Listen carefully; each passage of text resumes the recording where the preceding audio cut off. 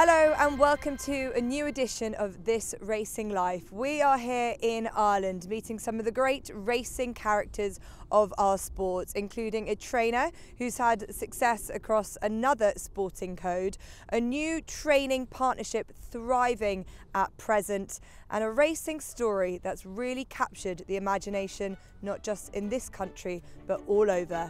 Here's what's coming up. And I always say to an owner, if we're cheering near the end of a race, it's been a good day. You know, if you're cheering for the horse to go on, it's when you're there with your hand on your head, a furlong down, and he's not in the screen you're worried about, you know. Call it the Pink Ribbon Syndicate, so that's where that name came from. Then we said we keep it all going, and it has been very, very lucky for us, and I hope she's looking down at us. I was thinking to myself, was this another dud? Because he wasn't working like we thought he should be working, and he wasn't, and he was doing things he shouldn't have been doing, you know. A certain colleague of yours at a party here one night as well. Yeah? Gary O'Brien had one with Bay, and I think Davy Condon rode the one in Ascot. So I wouldn't like to rank and say which one was the liveliest, but Neville's was definitely up there with it now, I'll give you that.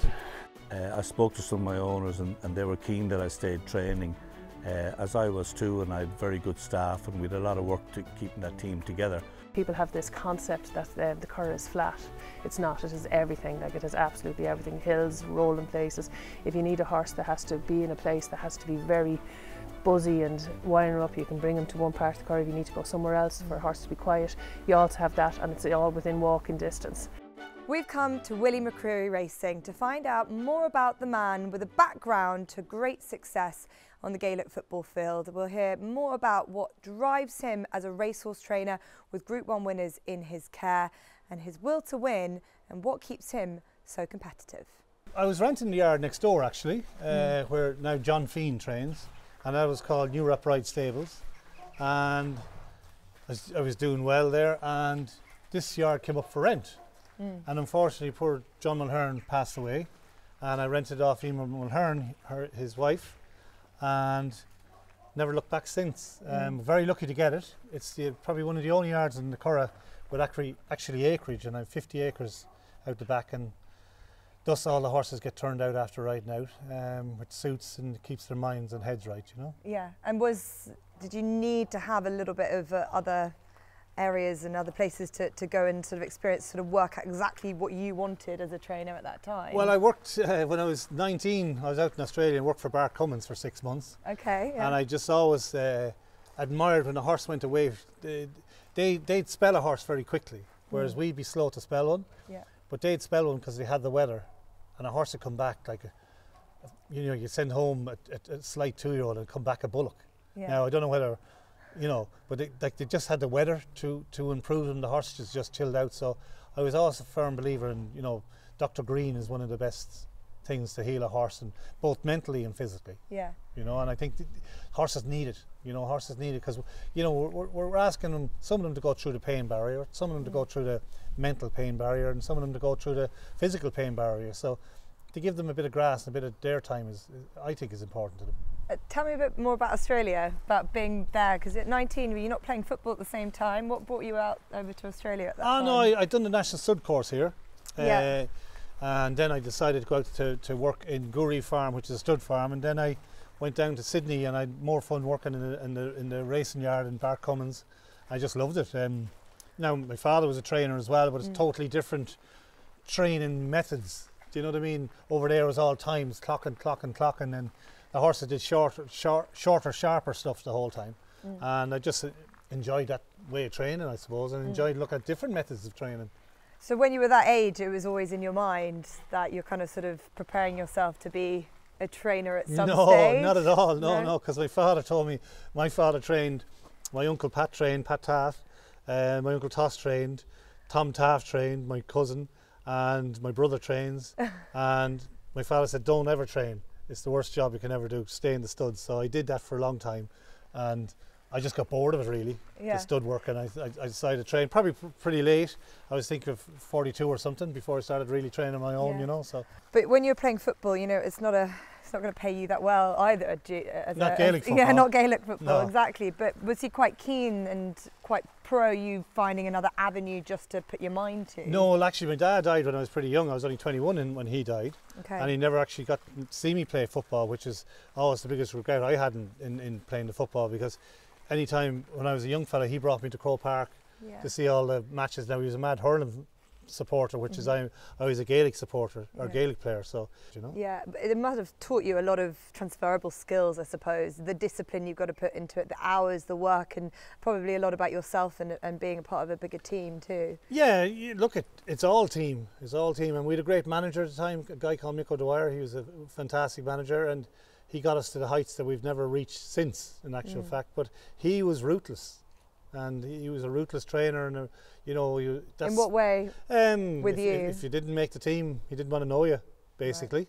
He, you know, because that's the way he was. He just wanted the 30 players there ready to go onto the pitch to die for him, and if you weren't up to that level, it was who are you? You know, who are you?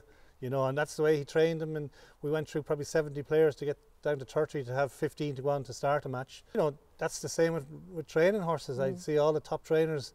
You know, you hear the horse getting injuries, but they're all ruthless too. You know, it's like tweaking a violin, I suppose. If you tweak it that little bit, the string's going to break, isn't it? You know. Yeah. And tell me a bit about the GAA lads and the mates that you brought along into this game, because there must be a few that didn't know a huge amount about it, and now are quite enjoying the ride, or following you at least. They're all quite tight now with their money. A lot of the GAA lads, you know. But no, look, they're all sportsmen, so they understand. You know, any sports people or owners that are sports people understand injuries, understand, you know, why you're doing stuff. They're the easy. It's the harder lads are probably the guys in the construction industry or the business industry that just bought a car and they just want to switch it on, and it should run today or it should run tomorrow. So the sports guys are easy to train for, and they really enjoy the racing because they enjoy the sports, they enjoy the day out. We all want to go racing with a horse that has a chance. Yeah. And I always say to an owner, if we're cheering near the end of a race, it's been a good day. You know, if you're cheering for the horse to go on, it's when you're there with your hand on your head a furlong down and he's not in the screen you're worried about, you know. I hear that quite a lot now with trade, especially in Ireland. The approach is, if we can trade and if we can get a horse in the right position to be able to trade on, we have to do it. Is that something that you look at? Yeah, but that's only 1% of the horses as well. Do you know, like, I mean, we'd all like to trade, but you can only trade a good one. Yeah. You know, no one will trade. Like, I mean, you get the traders in here, they'll only buy those fillies you looked at and a few more that are in here. There's a lot of them here that won't buy, you know. And like, I think that's a bit of false advertising by a lot of trainers, you know, and they're fooling themselves because they're taking legs in those horses for no training fees. And it's a rocky road, I think, a lot of people are going down. And I'd be worried about our young trainers doing that. Yeah. You know? So do you think, you know, the young nowadays, they see the big picture, the pretty picture of what it can be, but actually don't on Facebook it's lovely, isn't it? You know, and you can Twitter the horses winning and the whole lot, but you know you Twitter to being third or that, but you have to get in touch and talk to the person who's trying to buy it. You know. Yeah. And like all those, like the agents are great men too. Like they shift a lot of horses, but they're also clever men. You know. Yeah. Like I've had horses win races and wonder why they weren't onto me. Do you know what I mean? Because it's just not that level of race, and we have to keep our races here in Ireland.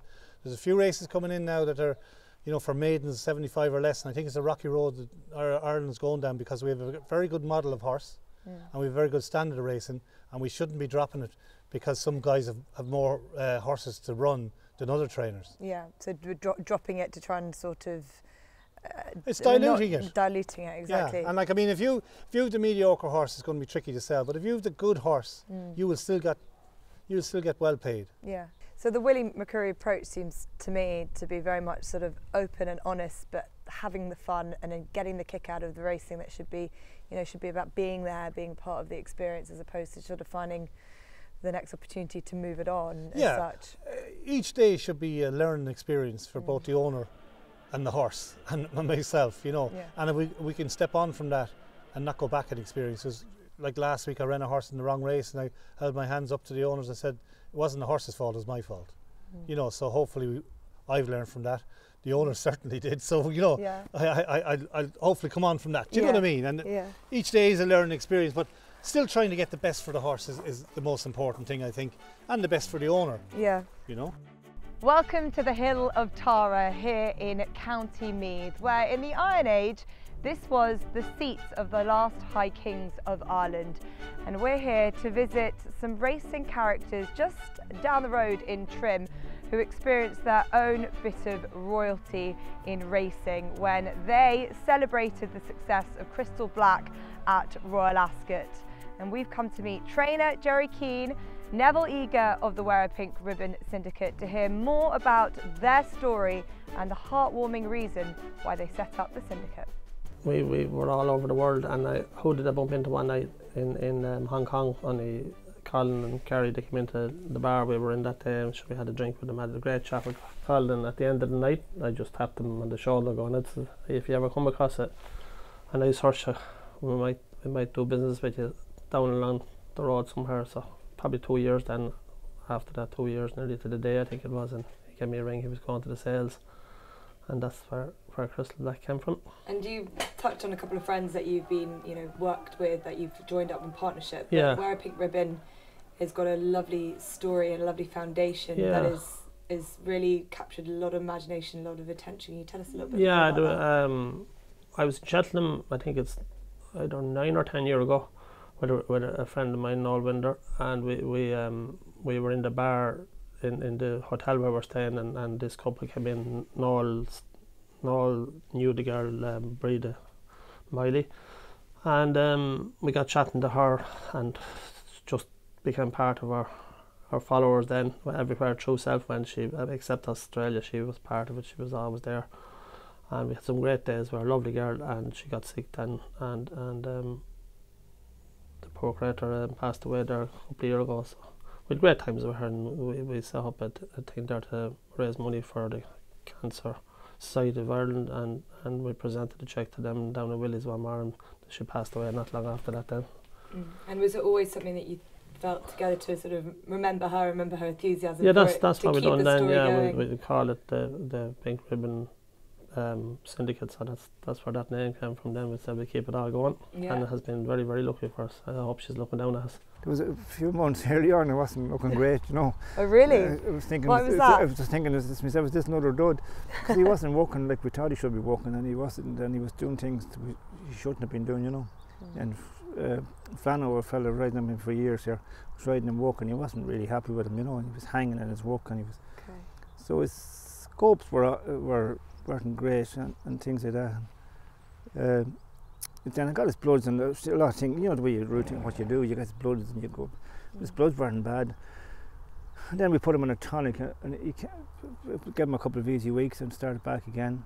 And he had a few runs in between, and he'd come down the handicap a bit, But when we gave him a bit of a break and came back, he was different. He just started working really a lot better. So the first day he won in the Curragh, you'd be thinking you might have 7 or 8 pound up your sleeve. Yeah. Because he'd come down because he wasn't right when he was running before that. And as it turned out, he won anyway. He won the neck, but he was 77, I think, that time, and now he's 113 or something. Yeah. Let's go back to the beginning of this year, because you were sort of running him over 7 furlongs, a mile. It was always the sort of plan to keep him there, or have you brought him along knowing that he could improve? We brought him with the intention probably of going jumping with him. That's what the lads wanted, a fun horse. And the intention was probably down the road somewhere he'd be jumping hurdles, But he was so big, he'd probably jumping fences as well. But the intention, that was the intention. And then when he started, we had him for the Lincoln. We trained him we brought him in early for the Lincoln, and it didn't work. The passport was done up, it was done and everything, but it wasn't sent in on time, and he was thrown out at the forfeit list. Before if it was gone to the declaration, we'd have known because it would have flashed up, Yeah. And but anyways, he didn't get to the Lincoln, and it was 5 weeks later he won the Curragh the first time we ran him. And he won a nose. He just held. I thought he was chinned in the line, but he held on by a nose from Gavin Cromwell's horse, Earl Scissor. Yeah. And we thought then, it was a good run. His first, and he still needed it a bit after that. So probably the Lincoln wouldn't have done him any favours running the minute as it turned out.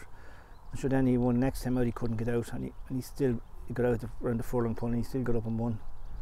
And then he came and he won a Premier handicap in the Curragh.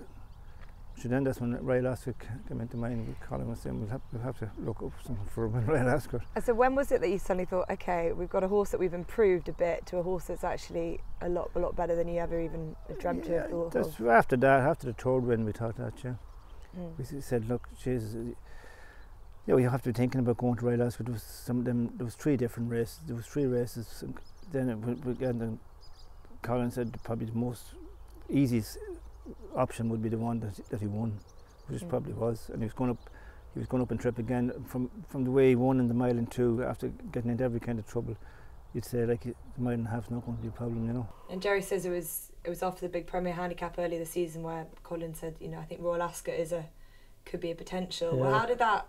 What was that like for you? And is Royal Ascot something that you've been associated with? No, I was never in Royal Ascot. I never had a runner like that before. It was way higher than my expectations anyway. But I fancied them going to Royal Ascot though. Yeah, why is it? The farm horse. Yeah. If you look at his farm in his previous race, you know what I mean, the horses behind him and all, so he had to be the farm horse. But Johnny Deneen done us a great favour. He spoke on television, was saying his only horse couldn't win, so that helped his price a little bit. His price, yeah, he done us a turn. We must give him a ring the next time. I fancy when he might do the same again. You might know now. Johnny's a great character. I know Johnny as well. He's a proper character, yeah. Tell me about the gang of people that enjoyed Royal Ascot when they knew that it was going to happen. Was it sort of everyone wanting to join and you said, let's get a bus load there? There was only 6 people allowed in the Royal Enclosure. I think there was 17 of us. There was only one fella who used to own the local pub at home, Pat Murphy. So he'd thrown his hat up in the air and he had to obviously go and collect his hat then. So we all ended up in the enclosure. Oh yeah, it was such a dream. And we have a couple of great characters of John O'Toole. He sang in the Royal Enclosure, which never happened in the history of it before in Royal Ascot. And we have another guy then, Shea Man, he's the comedian, so we've all types involved. Yeah. Great group of lads, yeah. We know what it's like to sort of see everyone from afar enjoying it, but the adrenaline and the unbelievable sort of feeling that it gives you is something that you can't really replicate. It's why you get into racing, isn't it? Oh, it is, yeah. And I said to the lads, no matter what happens here, we're going to lift Colin Keane, so that was one of the enjoyable moments. But the minute we lifted him, Crystal Black went mad. Yeah. Kicked the bucket of water over to the presenters and everything. It was just so funny. But Crystal Black is definitely Colin's pal anyway. And Adrian, what was the crack like? Well, thank God there's no CCTV here, that's all I'd say, or we could be in trouble. No, but yeah, it was a fantastic day. Just the lads were great form. There was sing-songs and storytelling and jokes, and it was like the Late Late Show or something. It was a great night. Yeah. And great day, great night. And this isn't the first time you would have seen a party like that. No, we're blessed. We've had Don Cossack was here with Gordon, of course. Tiger Roll's been here. Colin had his first time he won the championship. He did a bit of a party here as well. So yeah, there's been some lively nights. And a certain colleague of yours had a party here one night as well. Yeah. Gary O'Brien had with Bain. I think Davy Condon Road was the one in Ascot. So he had a party here afterwards as well. But so I wouldn't like to rank and say which one was the liveliest, but Neville's was definitely up there with it now, I'll give you that.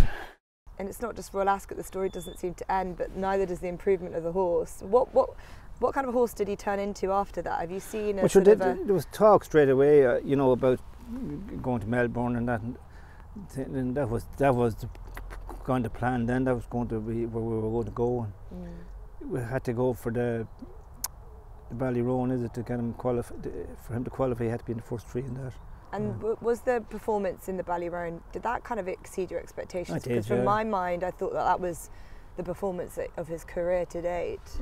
Yeah, well, we were hoping he was a listed horse. He was a black type horse anyway, and he was definitely a listed horse, but maybe a Group 3, but we didn't think he'd do what he did. We thought he'd run very well. And I don't know, I know the race cut up on paper, like, but still, they were still good, you know, 100 plus rated horses that he was taking on. So there have to be decent horses in their own right. So what he done with them was very impressive. Yeah. And you need to mind him now, I suppose, that he's had this setback, and you know, we can see him. He's not too far away from us now. How has he been? And he's come back. He was dead. And he got an infection, and his bloods were all wrong again. Like something like only worse than what I was telling you earlier. What happened to him early on. And he's in the last few days he's really come back to himself. He's shown that he's a lot brighter. So instead of trying to again prep him again, we're just going to give him a good holiday and let him enjoy himself for the winter. Well, you've got an owner that's used to international raids, so do you think that you will go? Well, I'd certainly be looking at those things. Yeah, I never had that problem before, but I'd got to make sure the passport's in order. You have to make sure everything is in order. Yeah. But I'm I'm sure that's the road we'll be going. I don't know what race yet, or what races. Neville was talking about a few races to me there. I can't even think. I think it could be Bahrain. There's and Bahrain, these places. there's Saudi. Yeah, well, yeah. considering he's very versatile ground-wise, you can make those trips and Yeah. know that he'll be okay. Exactly. But I wouldn't like to keep running him on fast ground either, because he's such a massive horse, you know. But he doesn't seem to bother him. But you'd be lovely to see him getting his toe in a little bit anyway. You know. But he's done an extreme amount for you and your career at this stage, and the prize money that he's wrapping up as well. How important has he been at this point after the roller coaster you've gone through yourself? It's been massive, because you'd never expect at this stage in your life, you'd never expect to stumble across a horse like him. You know? Yeah. He did definitely help the situation. Tell us a bit more about when Don Cossack and Tiger came to the pub, because you know, having Gold Cup horses around, it really captures the imagination in this country more than I think than most, and they get presented around the town very, very proudly. Yeah, Gordon brought Don here. He had 3 winners that year in Cheltenham. I can't remember the other 2, but he brought them over the bridge, so it was fantastic. There was hundreds of people outside, and it was a bit of a party. Now it went on a good while. Yeah. Tiger was a quieter affair, because he brought Tiger when he was bringing him from somewhere else. I think it was a point, and he just rang me and he said, "I've Tiger in the box here. Will I bring him into the pub on a Sunday?" Now, we didn't bring him in like Shark did, you know. Don wouldn't fit it in here anyway. Like, you know, the ceilings are that low. But yeah, we've had some great times, and hopefully we'll have plenty more. Welcome to Cunningham Lodge, home for over 100 years to the Collins family, most notably classic winning trainer Con Collins, who passed on the licence to his daughter Tracy, who is a success with so many stars, including the great Dandy Man. But now Cunningham Lodge is under a new guise, with the Group 1 winning trainer Michael Halford, with over 1,000 winners to his name, now on the licence. We're here to find out more about the new training partnership, how it became about, and the history to this beautiful place. It became clear to me when I was in Copper Beach that things were sort of changing and going to have to change drastically, and so I had a lot of thinking to do, a lot of stuff to work out and that, and I spoke to some of my owners, and they were keen that I stayed training, as I was too, and I had very good staff, and we had a lot of work to keeping that team together. So I said okay, and I looked at moving back to the Curragh. I wanted to come this side of the Curragh. I think it's a wonderful part of the Curragh. Facilities are amazing. I'd been here before, I'd worked it here before, so I remember just driving around and I said, this is the yard, this is the yard. So I called into Tracy one day, I'm sure she got a shock when I just arrived in out of nowhere, and told her briefly what I was thinking. She said she wanted to talk to her husband Pat, and Pat phoned me the next morning, and I'd known Pat for years because we were neighbours over in Pollardstown. So he said, let's have a chat. So we popped in and had a chat, and it sort of suited both of us. Tracy's numbers had sort of dwindled a bit. She had a fabulous place that just needed energising and get horses back into it. So I thought it would work. We both wanted to keep our licence. So I said, why not have a dual licence and work it from there? So there was no great thinking went into it. It was actually all worked out pretty easily. But I'd known the Collinses for years. I'd known Tracy's dad. He was a help to me when I was younger, and used to never had any problem giving you advice. My brother had worked as Cons and Tracy's farrier for 30 years, so I knew them well. I knew their style of training. Their horses always looked well. They were patient. They trained for a lot of owner breeders, so we had a lot in common, and I just felt that we'd work together. We've got a very good staff. We've mixed very well. We've always used more or less the same people. Michael's brother has been our farrier for 37 years, and we've always used the same stable jockeys, and we both would train quite similar to one another. And Michael's a good guy, so we've been able to get on very well together, and we've gelled. We both have been our horse people, and like, you know, that's our business. Like, you know, and if you don't love your horse, you don't get to know them. Like, they're all individuals, so you need to know them and what way they are. Michael goes racing the majority of the time, and I stay in the yard an awful lot. So I'm happy. I'm not a great people person. I'm happy with my horses. in Ireland, it's all about placing horses. Well, I'm sure anywhere, but placing the horses to their advantage. That's the big thing, and it takes time and it takes effort and it takes, you know, everybody having their say. The jockeys, lads that mind them, know lots about them, the owners, and having two of us watch them. And Tracy's got great experience on the gallops here, and she's worked from the time she was a kid with her dad, and then training successfully herself. She could read the work off the gallops as well.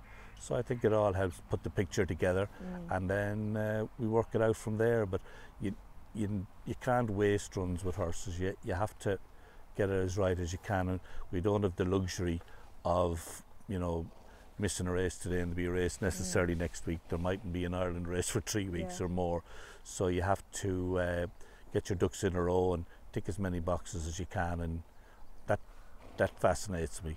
Tracy loves the horses. She loves being hands-on with them and that, and in the afternoons and all, and she spends her time doing that, and we'd work well together. We complement each other that way. And as I say, it's, you know, one thing joining up and, you know, coming to a place that you know well and having the horses happy, but having the results on the track must have helped the confidence behind, you know, going off and doing something that little bit different, which you guys have really, you know, really explored, but really done to your own benefits. Yeah, I think that's the end result, isn't it? That's what you're judged by, are the results on the track.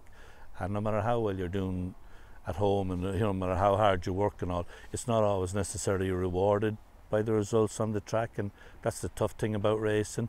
So when the rewards come along, you should be grateful for them. There's a lot of work goes in behind the scenes that people don't see or necessarily know, but it creates an awful lot better atmosphere in the yard, and you get everybody on side and they're all working hard and they feel appreciated, and it comes out in the horses in the end. So what is it that's a bit you here?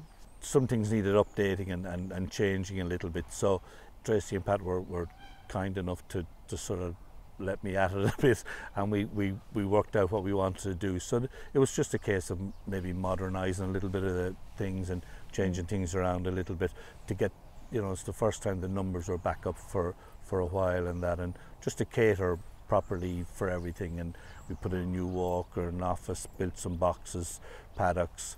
So there was an awful lot of stuff here, but it was just to sort of maybe get things as we wanted it and expand a little bit. Is this training partnership allowed you just to sort of do the things that you really enjoy about the training, you know, the training profession, or is it being able to evolve that little bit more so that you can? It's involved. It's definitely involved, and it's evolving all the time. And as I say, we're very fortunate here where the yard is positioned. We're located to the best gallops, like, you know, where you've seen Madenstown this morning. Madenstown is quite quiet, but when you step outside the gate, you've access to the whole of the Curragh. So with that, you've got 9 gallops, you've got 2,000 acres of grass gallops that are maintained, and then you've got 3,000 acres of uncharted land where you can go anywhere. And people have this concept that the Curragh is flat. It's not. It is everything. Like, it has absolutely everything: hills, rolling places. If you need a horse that has to be in a place that has to be very buzzy and winding up, you can bring him to one part of the Curragh. If you need to go somewhere else for a horse to be quiet, you also have that, and it's all within walking distance. So we're very fortunate to have our premises right on the centre of the Curragh training grounds. But for Michael Halford and Tracy Collins and this new guys, do you feel that you've got the ability, you know, you can still train here if the right horse comes along? Very much so. I've great confidence in the setup. Great confidence in the staff, jockeys and everything that we have. I think getting our hands on them is the tough thing, and I think that's what we need to concentrate on. But I've no doubt if we had them, we could produce them. Well, the sales are there, and, like, you know, it's a matter of trying to get clients to come forward and go with us, and hopefully our reputation is growing, and that we'll be able to get people at the sales, and we're open for business. Like, you know, sales are coming up, and we've got a fabulous setup here. We've always room for 1 or 2 more horses, so people are more than welcome to contact either myself or Michael, and we'd love to meet you at the sales. That's it for this week's episode of This Racing Life. Thank you to everyone who's opened their doors to us this week. It's been truly brilliant to catch up with so many characters of Irish racing. We hope you've enjoyed it, and we'll see you very soon.